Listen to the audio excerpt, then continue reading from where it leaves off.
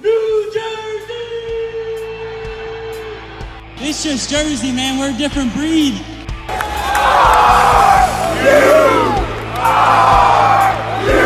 Place. Who doesn't want to win in Jersey? And the Scarlet Knights did not have a national champion before tonight, and it's RU times 2. What's up, everybody? John Poz here, breakdown from the barn. We are at episode 16. With me, as always, greatest mind in wrestling, Erik. I also got George Mason standout, Rutgers wrestling standout, multiple time state champ, rounded 12er, ranked in the top 5 in the U.S. in college, and one of only 2 Rutgers wrestlers to have an undefeated professional MMA career. I got Donnie on here. How you making out, Donnie? That's awesome. Good, John. Thanks for having me on. Thanks, Erik. I'm a big fan of you guys, and it's an honor to be here with you. Nice, man. Nice. Thanks, Donnie. It's a little bit of a memory lane for you, Donnie. During COVID, I remember you were running those Instagram live meetings, so it's a blast for the past for you. That's what when Dominic and Anthony heard that I was going to be on tonight, they got so excited because they remembered watching those Instagram lives, and they were like, "Is that like we did when we did the Instagram live?" I said, "Yeah." So they were excited. They want to watch it. So. Well, that's one of the beauties of COVID. One of the upsides. You got to take the upsides. Like a lot of these podcasts started. Some cool podcasts, some cool people got creative starting these live videos. So that's been kind of cool. But we're happy to have you on the show. Why don't you tell us a little bit about Yale Street? I know that club is running strong. John Poz is a graduate of there. We love getting him at Rutgers. Tell us what's going on. I follow you all the time. I see you got a big room now coming, and you're doing great things there. Yeah, no, thank you, man. We just moved into our new location. We started in my garage. I live on Yale Street in Summit. We started in my garage in 2013. I was still coaching high school at the time. I was coaching at Boundbrook, and eventually we outgrew that spot. We moved into a place called Yeti MMA in Scotch Plains. That was in 2016, December 2016, 5 years ago. And we successfully have outgrown that place. So nice. We're doing what we want to do. We're hitting our goals, and our kids are performing and wrestling well. And now we're in a brand new location, and it's the room that we have now is like our dream room. And we're able to fit like 30, 35 kids in the room. So it's awesome. Things are going well. Nice. That's good stuff. Good stuff. So why don't we were just talking, your career, you had a great career, one of the top New Jersey wrestlers in high school, and then came out like a storm. I always remember back when Midlands were Midlands, you had that great run making the finals. I think you lost to guy off the top. Doug Schwab. Doug Schwab in the finals. That was the good days of Midlands, and round of 12 and had some injuries. You battled back. Round of 12 as a freshman, had some injuries. You battled back, and then you came to Rutgers. That was pretty cool after my day. But why don't you tell us a little bit about your college career? So I started out. I was round of 12, top 12 in the NCAAs as a freshman. I had a good NCAA tournament. Nobody really knew who I was, so. I was doing things unconventionally and catching guys in positions that they didn't know I was good at. And then my sophomore year, I had to make adjustments because now guys had me scouted, right? So they knew my bottom game, and, they knew I was kind of a low single guy. So I ended up becoming, and even like when you have to do that, John, as you know, you become a better wrestler. So I ended up getting ranked 5th in the country after I took 2nd at Midlands. And then I was seeded 5th at the NCAAs that year. And I was 2-2. I was in a round of 16. I was beating the guy from Michigan State that I had beaten at Midlands, and I blew my knee out. It was right in the end of the second period. Carried off the floor at Carver Hawkeye. My tournament was over, and I was thinking I was going to be a 3-time All-American and possibly contend for a national title. And then all of a sudden that happens, and everything gets, your life gets changed around. So a lot of good things happen from that, though, outside of wrestling. But I ended up, 2 years out of competition, and I finally got back to Rutgers, and I was very proud to put that Rutgers singlet on. As I mentioned earlier, those teams that you guys were on when I was at George Mason, I thought you guys were awesome. I'm at George Mason, and we're getting smoked by Rutgers, and I'm thinking, why am I 4 hours away when I could be wrestling with these guys in my backyard? And so I mean, my senior year at Rutgers, I went 24. I beat the kid who took second at the NCAAs that year from Nebraska, but I just wasn't, my body wasn't holding up. I wasn't tournament tough after having 2 years layoff. So, I didn't really finish where I wanted to, but I was happy to finish my career and complete my career. And after being injured. So that kind of segued me into coaching. Nice. Yeah. Now you still got the funky shoulders. I know your shoulders were always friggin' unbelievable flexibility, opposite of mine. I'm paying for it now, bro. I'm paying for it now.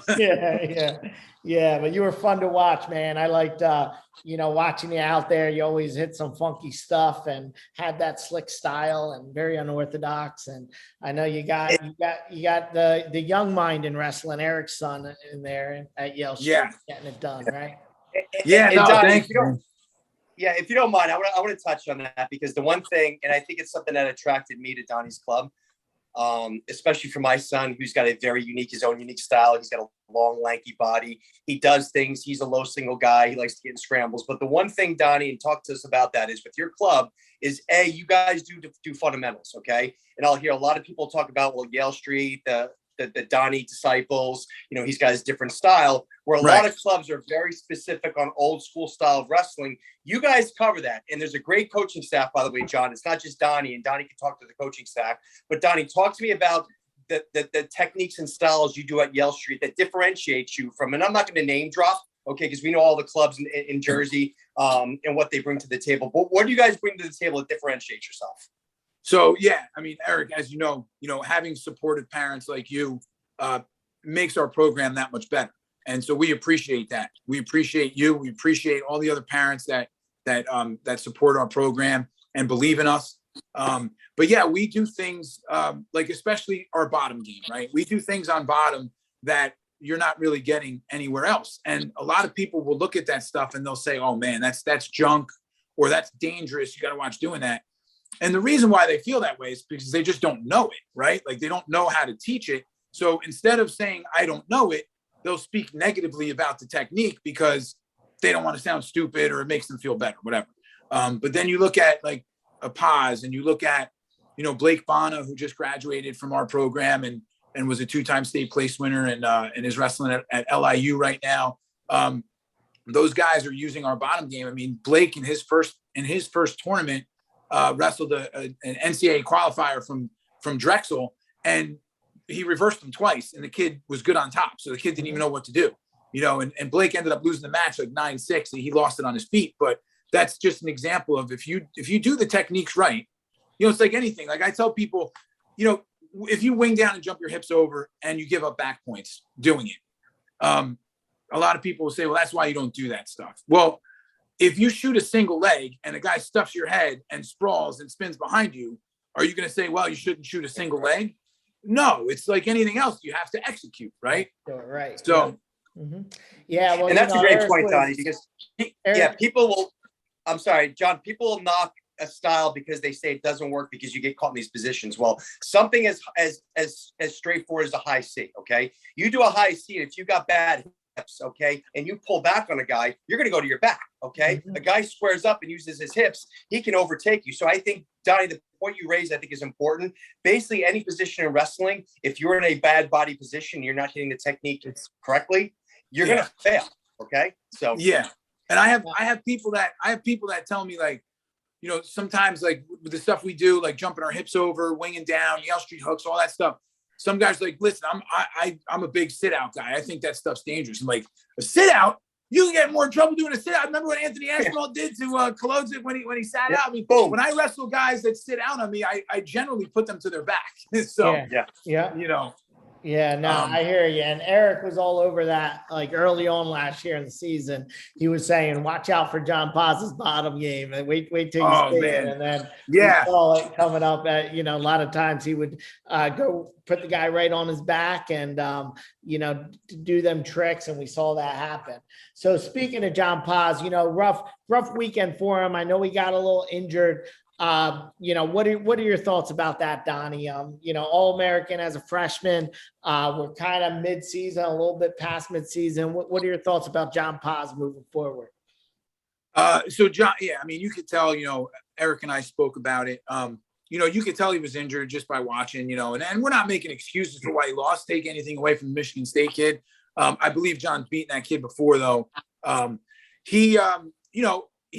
Thing that people forget about John, because he's so solid, and he had success last year, placing fourth at the NCAAs. He still has never experienced a full Division I season. Last year, because of COVID, it was an abbreviated season, right? So this is his first experience with a full December. Now he's in the middle of the Big Ten grind in January, and your body gets beat up, and he's going to have to, John right now, they're taking it day to day. It's not an injury that's going to debilitate him to the point where he can't wrestle. It's going to hold him out all year, but it's significant enough where it's affecting his performance. And now I think, they're lucky they have about a 2-week layoff. So he has some time to rest, and they can take it day to day. And they do think that it's something that, he can get better with rest and just with adjusting his training. And John is the type of kid that he'll go balls to the wall every day. And, he's young, right? He hasn't learned through the experience of going through a college season that you do have to kind of tone it down sometimes and maybe come in and get a 30-minute drill in instead of going live for an hour, Yeah, and I agree with that. I think I was someone who never learned that. I just went balls to the wall. And when I tell people, I say, listen, high school or wrestling, I just told someone last night, they sent me a message. I said, listen, tone it down towards the end of the year. I figured that out when I got to MMA, and it was more of a controlled thing where you got to taper it down towards the end of the year. And I think they're in a good spot. We saw, we know the ability that John Poz has, so hopefully they just played smart going towards the end of the year. And if they need to sit them for these last couple matches and get them back in the Big Tens, maybe a match before that, I'm good with that. But we know what it's capable of. And John, I'll just touch on one other thing, just kind of, pony off what Donnie was saying. And we're going to go through the Rutgers performance, get to Michigan State and some of the matches in Michigan that they had this weekend. But you'll notice with John, he goes against Brooks. And listen, we know Brooks is all world. We're going to talk about the Hodge Awards later, and I think he's right up there. This is a kid who might not lose another college match. But you can see, Donnie, some of the shots he were getting. If you watch John Poz in that match, I actually think he was wrestling better this past match than he wrestled him last year. He was getting in deep. He was getting in high. The drive wasn't there. And I brushed it off. I said, you know what? That's Brooks. Mm-hmm. Brooks is just tough. He's strong. He fights things off. That's probably what it is. But then when I watched him that first period against Michigan State, okay, and I see that dunk he hits, that little change level dunk he hits, and you can see when he goes that duck, he should have been dead to rights. And you can see the pause. And John, I said, wait, something's wrong here. Okay. And you can see, so for my take, people were thinking he's just getting overpowered or he's getting sloppy or he's getting caught. I think he's legitimately either just a little bit winded or, like you said, he did need a break. He's a little banged up. So my take from it is exactly what you're saying. I think John is still John. I think he might need a blow, but I think if that match was the second match of the season, I think he's already up 2-4, 6-0 against the guy from Michigan State. He just couldn't finish. Yeah, definitely. Look, I talked to him after the Brooks match. And first of all, I just have to say, the Rutgers staff, they're doing a tremendous job with him. As his club coach, handing him off to Donnie Princeloff and Goody and Leonardis and Pollard and now, Miles Martin's in the room. Those guys are doing a tremendous job. And Kyle Kiss is in the room. We're very happy with them. And they communicate with us too.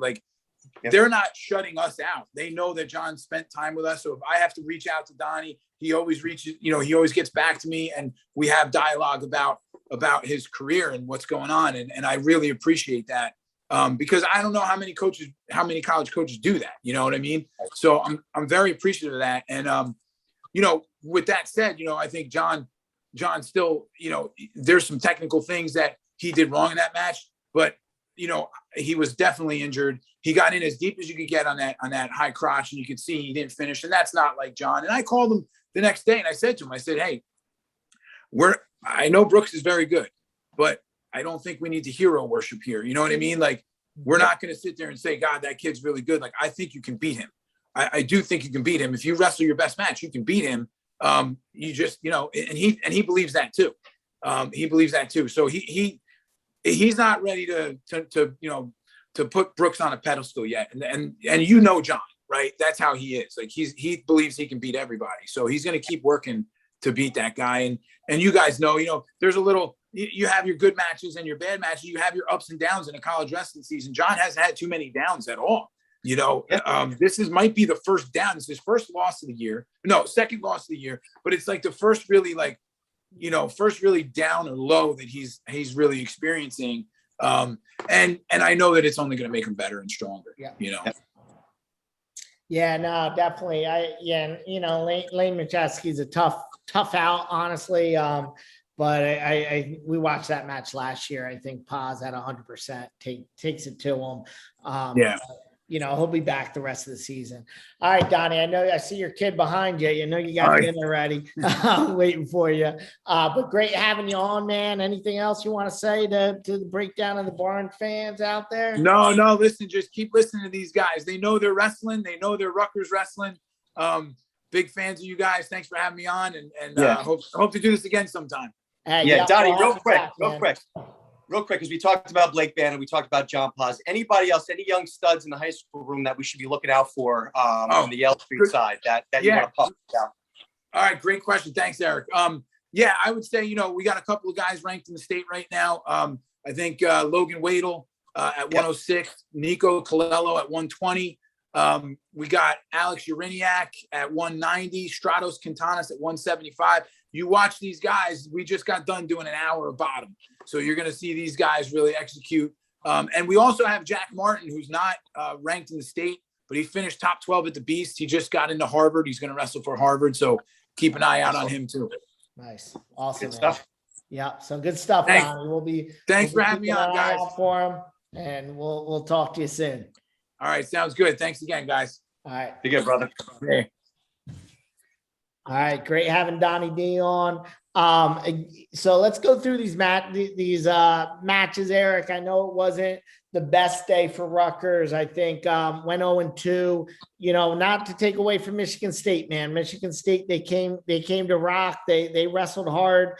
And Michigan is just they're the number 3 team in the country for a reason. So let's go through, the individual matches and the individual performances. So D. Shaw, had a good win. It was a typical D. Shaw win against a tough Lujan against Michigan State. And then he ran into Nicky Sixpack against Michigan. What did you think about D. Shaw's weekend? And more importantly, I think, Ciriano, I think he had this match circled on his calendar and he was out for blood. What are your thoughts there? Yeah. So before I jump into that, I'll give a shout out to my man, Corey Posey, former Westfield wrestler, Michigan State grad. And I know he's always pumping his program. So I got to give hats off. Michigan State took Rutgers. So happy for him.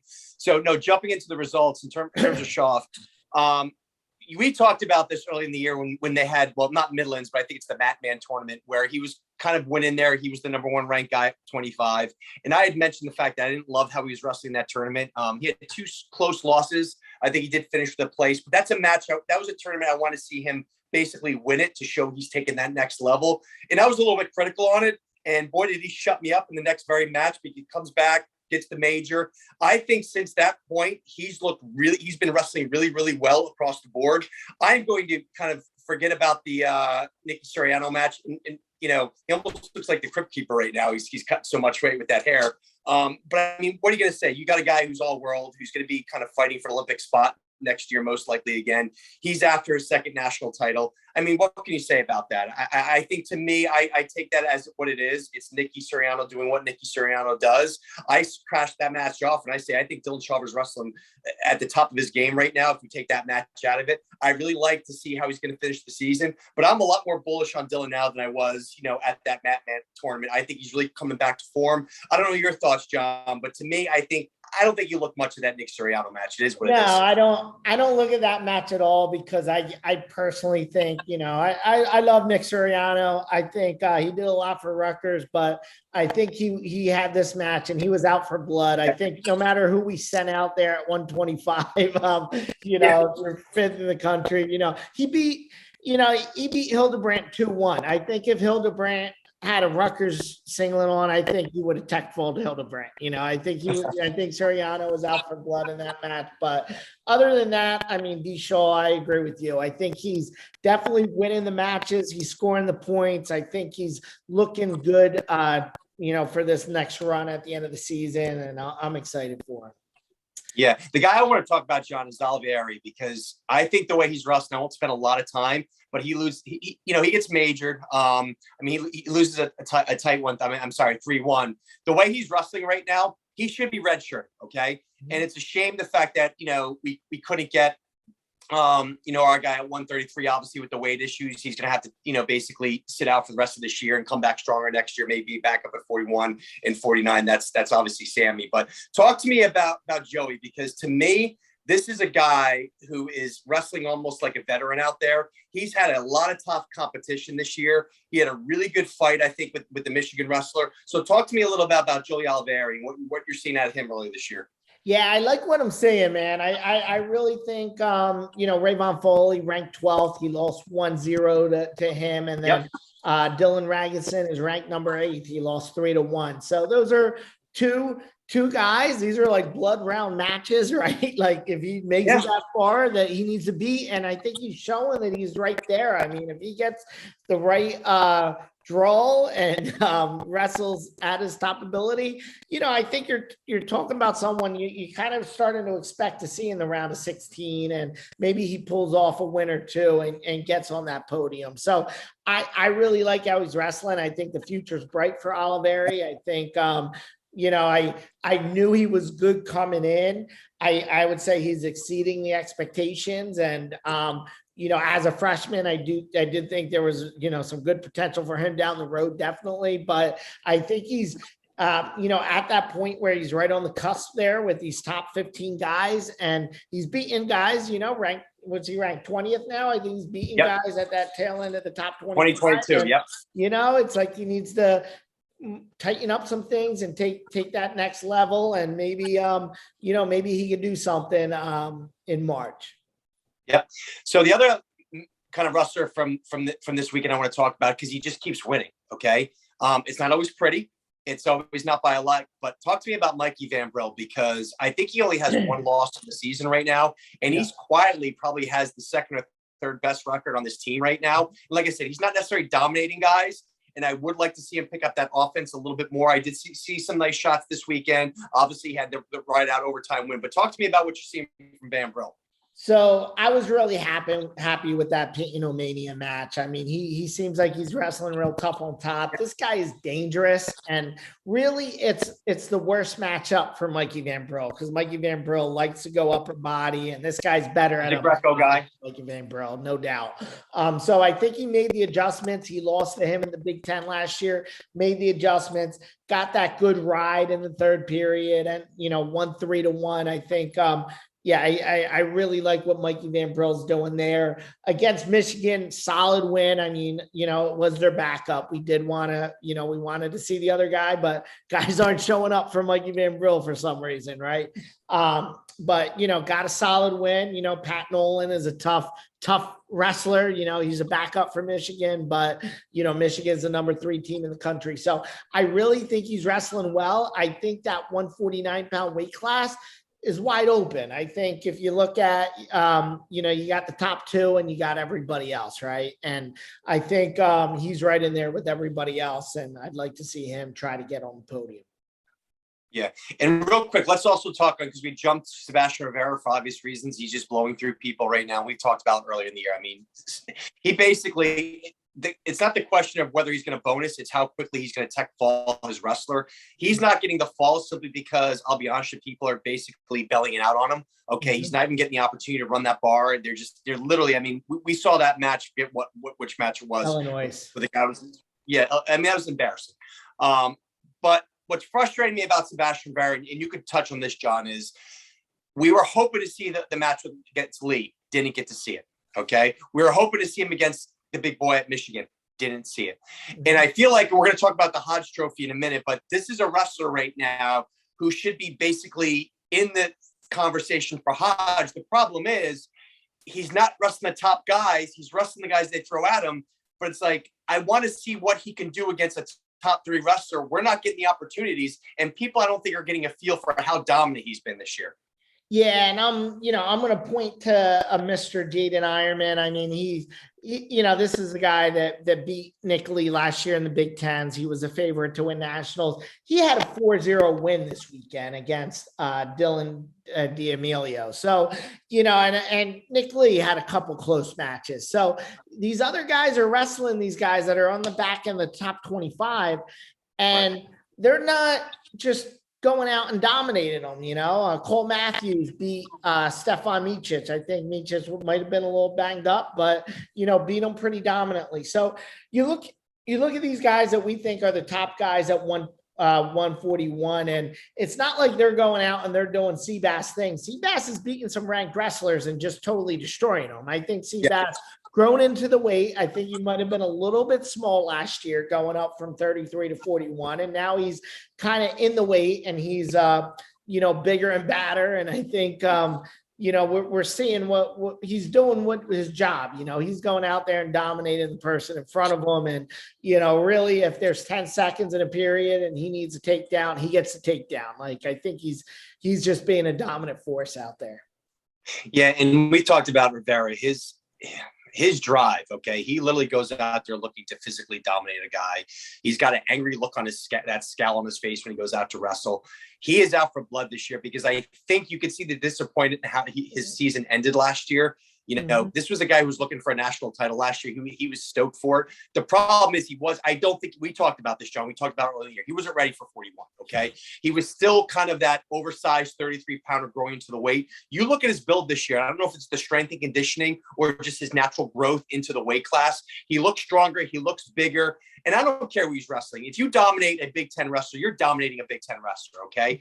These matches aren't even close, but you can see the physical presence of this wrestler right now. And like I said, it ticks me off because, we talk about RPI rankings. In some ways, he can go out and tech a wrestler, and his RPI goes lower against a guy who doesn't wrestle because he's not going against that lower level competition. To me, it doesn't make a difference anyway because he's going to be a top 3 seed regardless.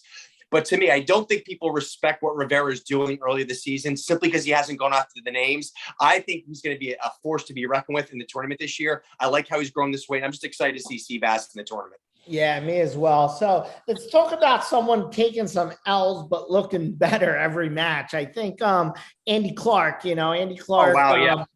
I'll tell you that Cam Amin match, you got to think this is a guy who lost 13-0 to Bronigal at the Matman.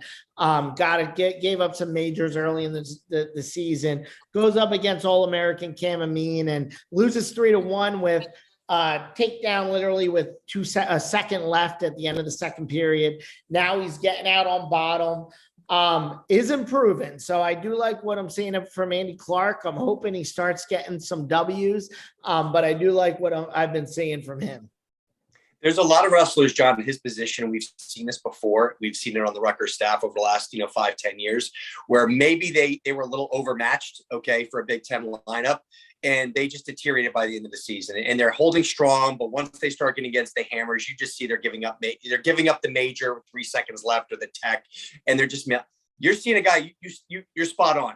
Is he winning these matches? No. But for Andrew Clark, this point in the season, for everything he's had to go through, and for the crap he's had to take for being the quote unquote weak link in the lineup, to go into a 2-point match against a top 10 wrestler and that name Amin, to me, I think was very impressive. I'm very happy with how Andy Clark's wrestling. Like you said, you want to start seeing the wins coming, but this isn't a guy who's just going to lie down. He's going to continue to battle. He's going to continue to grind away. Let's see what he can do at the end of the season. But I agree with you. I think he's turning the corner really nicely. Yeah, the last 5 is a crazy weight class this year. It's very deep. So he's going through some hammers. So going on, let's talk about ONeill. ONeill, solid win against Michigan State with Jimenez, 3-1.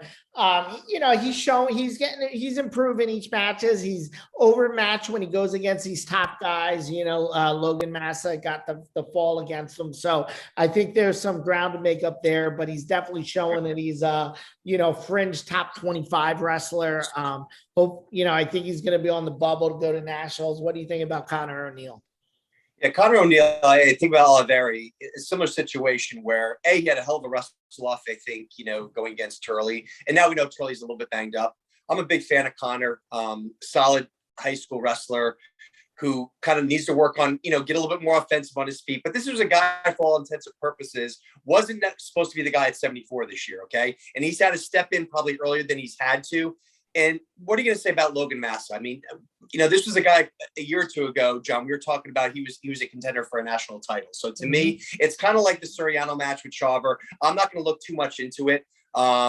He's overmatched against a guy who could potentially be top 4 in the podium. So to me, I don't think you look too much. I think everything you said is spot on. What I would like to see Conor ONeill is build the strength a little bit, start finishing some of his offensive, attacks. I think that's what we need to see. Just build that offense, give us a full 3 periods. And I think good things are going to start to come out from Conor ONeill. And like I said, he wasn't supposed to be the guy this year. So anything you get out of him is gravy. What I want to see is stay positive, keep grinding, and let's see how he closes out the season. So what I want to talk about, John, the last name I want to mention, that's Bolsack, because we got very excited about Bolsack at the Matman Open, obviously knocking out a national finalist. And we talked about a guy just like Sebastian Rivera, who's been so dominant early in the season. What we learned from Greg, and you and I talked about this offline, I was very optimistic. I was a little bit more cautious than you were. And I made it very clear, listen, we're very bullish on Bolsack, but he was a 4-time national qualifier who hasn't broke through yet. There's a reason for that. He's in a better room now. He's wrestling against better competition. I think he's getting better coaching, but obviously going through the meat grinder of the Big Ten, when you're wrestling hammer after hammer after hammer, people start to pick up on a few things. And one, we know he's a superior leg rider, but you can see in that match against Brucky, he was ready for it. And he does that block. Bolsack gets a little bit high. And on top, I think you're going to see almost like what you used to see from Gravina, had a really good slide by. I know Greg's got it in him. I would like to see him develop a little bit more of an offensive shot. I think he's got to tweak things a little bit here. I still think this is a guy who could be top 4, top 6 in the podium. Okay. I think he's still a dark horse to win a national championship. I mean, he lost to 2 really solid wrestlers. I mean, Brucky's a solid wrestler. I just think he needs to tweak things a little bit, and he has to be aware that people are on to some of his moves. And we just got to, like I said, just tweak the offense attacks a little bit. What are your thoughts? No, I agree. I think this top 12, 197 always had the last couple of years the reputation of being this weak weight. Not this year. This year, I think you have 12 guys in there that are all very, very good. And I think Greg Bolsack could beat them on any given day and lose to them on any given day. Yep. Like you said, I think some of these guys are now getting wise to some of his strengths. And I do think he needs to kind of get a couple more tricks. I think he's 1 or 2 more tricks away from making the finals. And at the same time, he cannot place, right? So I think Bolsack, he lost to 2 really tough guys. Cam Caffrey beat, number 2 ranked Max Dean. Max Dean, we talked about it. It's a debate whether it's like 1A or 1B. Is he better than AJ Ferrari? He beat Miles Martin. And then he lost to Brucky in overtime. I think Brucky lost to Max Dean in overtime as well. So I think you got a lot of guys there that are very even. I'm going to give my hats off to Brucky and to Caffey. I think, I think in that Brucky match, Brucky pulled some wild scrambles out there, not to give up the takedowns. Really hats off to him. And I think Cam Caffrey, I don't know what happened at the end of that second period, but he got Bolsack in a position. And I felt like after that, there was like this 30-second stalemate position. I felt like after that, Bolsack wasn't Bolsack. I felt like he squeezed like the life out of him, and they just got into this position where I felt like Bolsack was just exhausted. So hats off to Caffey. Caffey came in. He's been watching Mike Van Brill, and he did the Mikey Merkel and got 2 Merkels on him at the end of the period. Yep. And then Caffey got a big win over Max Dean. So, he was, and Bolsack was up on that match. It looked like a typical Bolsack win going into the third, but something happened there. I think he was just exhausted. But I think he's still in the mix. I think he's in the mix to, get to the finals. I think there's going to be some great quarterfinals in that weight class and some tough matches in the round of 16 and the round of 12 to determine who's going to be an All-American. But I think Bolsack could still do it. I think, like you said, he needs to tweak a couple things.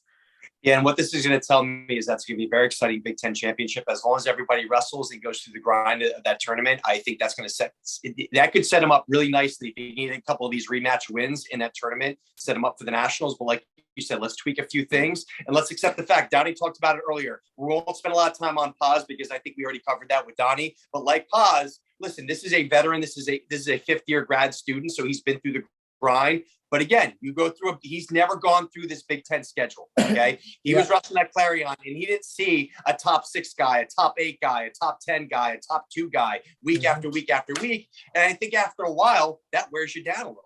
Okay. Exactly. So to me, there's still close losses. We're going to have some time off the mat here, get these guys healthy, get these guys working on a few things. You know, Donnie and Scott are going to be in their ear. They're going to be working on things. I think we're going to be fine. So to me, nothing to be too concerned about. You just lost a couple of, matches to some top guys, and those guys, like you said, hats off to them. They had great weekends. Yeah, great weekend there. And then I'll just throw Boone out there. I think Boone did what we would expect from him. Can't ask for more. I think he won the match against Michigan State, smaller heavyweight, but this win is tough. So getting the win there is a good feather in his cap. And then going out against Mason Paris and not giving up the major. I mean, we know about Mason Paris and top 3 guy in the country, and we'll see what happens there down the stretch. So hopefully Boone picks it up a little bit and gets to the national tournament and can make some noise. Yeah. And John, real quick, because I know we're getting tight on time. Why don't we take it away from Rutgers real quick? Tell me, because the big matchup from the weekend was going to be Penn State, Michigan. And I think there was a lot of push, especially with Nikki, push-ups joining Michigan, that this was a program that might be able to make a move on Penn State. Iowa has some guys wrestling down, some guys hurt. They're not where they were. They lost Spencer Lee for the year. So talk to me, because I won't steal your thunder. We were expecting this big, almost like a title fight between Penn State and Michigan. It's kind of ended in a whimper. So talk to me a little bit about that. Yeah, I'll tell you what. I mean, Penn State just showed they're the king, right? They're the ones that be knocked off. They dominated Michigan. I felt like you couldn't have drew it up better. Even Nick Ciriano, the match they won, I mean, that was close. Hildebrandt made it a close match with them. And, they won 29-6. Real impressive, I think, at heavyweight. Kirk Fleet, that's the one that he took 7th last year. I think he was battling some injuries. It was a question mark whether he was going to wrestle. He took out Mason Paris, national finalist. I think that was the really big thing, where if you're a Penn State fan, you're looking at and you're saying, hey, we're the king of the town, because I think getting someone in the finals at heavyweight would be big for Penn State. And they just rolled them. I mean, you look at Amin lost to Brooks. That was one you were thinking might be a toss up. Brooks took it to Amin. Carter took out Logan Massa. I mean, it's Penn State guns versus Michigan guns. There's no, hey, this is a different matchup here where my best guy is going against not your best guy. It was head to head, and Penn State just showed who's boss. Yeah, they just don't lose these matches. And if you look at it from an individual standpoint, they were all close. I mean, Brooks takes out Amin 3-1. Amin earlier in the year takes out a legend of Mark Paul. But they control these matches. So even the ones they win 3-2, 3-1, 6-4, okay, they always end up on top. They don't give it away. Okay. All they do is win. Okay. As Poe Nichols said, that's what we do. So you got to give hats off to Penn State. I think they're a hell of a program. They took, like you said, Michigan in the woodshed. And I think that Nick Ciriano match, not to make too much of it, because Drew Hildebrandt, listen, this is an All-American wrestler, top 4 wrestler. To me, I thought 25 was down a little bit last year outside Spencer Lee, but still a legitimate hammer in that weight class. And I think people thought that Nick Ciriano was going to come in, major Hildebrandt, and this is going to be a match. And it's a 2-1 score. And I think Ciriano controlled the match. I don't think at any point that I think Hildebrandt was going to win this match, but he kept it close. He did what he needed to do. I think that set the tone, and just Robin Bravo Young comes in, takes out a top 8 wrestler handily, and just Penn State runs with it. And the last name I'll mention is Kirk Fleet, because you mentioned it. to me, I think people have been sleeping on this guy as well. We talked about him last year. He was one of those dark horses I mentioned last year. And Mason Paris, earlier last year, John, you were talking about maybe he was catching up to, the big boy at Minnesota. Forget about it. Ain't happening. Yeah. And Kirk Fleet, to me, is the real deal. People need to watch out for this guy because this guy's, listen, they're all wrestling for number 2. We know that. But this is a guy who's got a legitimate national finalist pedigree in him. And he was the one, I think, of all the matches, I was most impressed with. Yeah, no, I hear you. Definitely. So let's move on and let's close it out. We'll talk about the Hodge update. I think it's that point in the season. In my mind, it's down to 5 people. I think you got Gable's 1, Keegan O'Toole's 2. He has 100% bonus rate. I think Aaron Brooks is in there. And I think Seabass is in there, so who am I missing? O'Toole, Aaron. I mean, there's other names, but I don't think, listen, Yanni isn't bonusing people. I think he's got a 60% bonus rate. So it's hard to put him in the conversation. I like it. I'm gonna explain why I think O'Toole's not gonna win it. Okay. And that's Evan Wick, who's got a 66% bonus rate. So theoretically you could put him in there, but I think you got the names right, John. Real quick, I'm going to take Keegan out. He's having one hell of a year for Missouri, okay? 13-0 at 84% bonus rate, 5 pins, okay? Mm-hmm. I just don't think he's going to win the weight class, okay? And we've talked about this. I really like where Evan Wick is at right now. I think Marinelli is showing what I expected. I just don't think Marinelli's going to win the title. He could prove me wrong. I think 65 is loaded. So to me, I think we got to temper our expectations there because you got to win the whole thing if you're going to win the Hodge. Mm-hmm. Gable's problem is he's got 6 matches. He's not wrestling tournaments. He's doing something very similar to what we saw from obviously from Ohio State after he won the Olympic title, where he was doing kind of partial matches. So to me, they're probably going to end up giving it to Gable. He's probably going to finish with a 100% bonus rate. He's going to knock off either Kirk Fleet or a Mason Paris in the finals, which is a high quality opponent. But to me, you got to wrestle the matches. So they'll probably give it to him. But to me, Aaron Brooks, obviously he had the one tight win, but this guy's been dominant. I think, obviously, I believe in Poz. I think Poz, if he wrestles his best match, I agree with Donnie. He could take Aaron Brooks, but arguably Aaron Brooks might not lose another match in college. I think Aaron Brooks is right up there with Gable.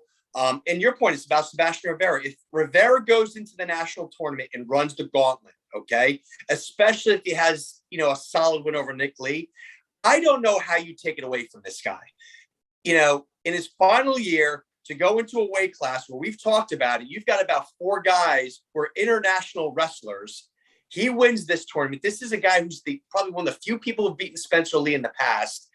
To me, you got to reward him for it. So to me, I think those are the guys. It's Gable, it's Rivera. I like Aaron Brooks as a dark horse. It's probably going to be Gable Stevenson simply because they're going to give him the coronation. I would like to see him wrestle more matches to get it. But to me, I think it's a 3-man race. Yeah, I agree with you. My opinion is who deserves, if Seabass does run the gauntlet, I think this is the tough, and people doubt me on this because their memory kind of looks forward and they don't look at the time of the tournament. I think this is the toughest weight class at the time of the tournament ever in the NCAA history with these 4 guys. So my opinion is if Sebastian Rivera continues dominance and he has solid wins over Ironman, Nick Lee, Stefan Micic, I think if those wins are very dominant, which the way Seabass is wrestling, I could see that happen. I could see Seabass beating these guys 5-1 or, pretty dominant wins. And if he does run the table, I don't know if they will give it to him. They might go and just give it to Gable just because he's Gable Stevenson. But I think, I think he deserves it. I think if he does have a dominant NCAA and a dominant Big Tens and goes through that weight class and, wins a tournament with wrestling the matches, I'm with you. I think you got to wrestle the matches. You got to wrestle the tournaments. You got to wrestle the matches. I don't think you should get it if you do a partial season. And, I hope he gets it. I hope he gets it done. We'll see what happens. I'm with you with Aaron Brooks. I think probably go to Gable, but I'm pulling for Seabass. Anyway, guys, great time. Great having Donnie D on the show. Great having the greatest mind in wrestling back. We'll be back Next match at Rutgers next Thursday against Ryder, in-state rivals. Let's pack that rack. Follow us. Make sure you're looking at us on Facebook, on Instagram. Get the podcast. Give us a subscribe on all the platforms. Apple Pods, Spotify, YouTube. Follow us. We'll see you later, guys. And Relentless Pursuit, baby.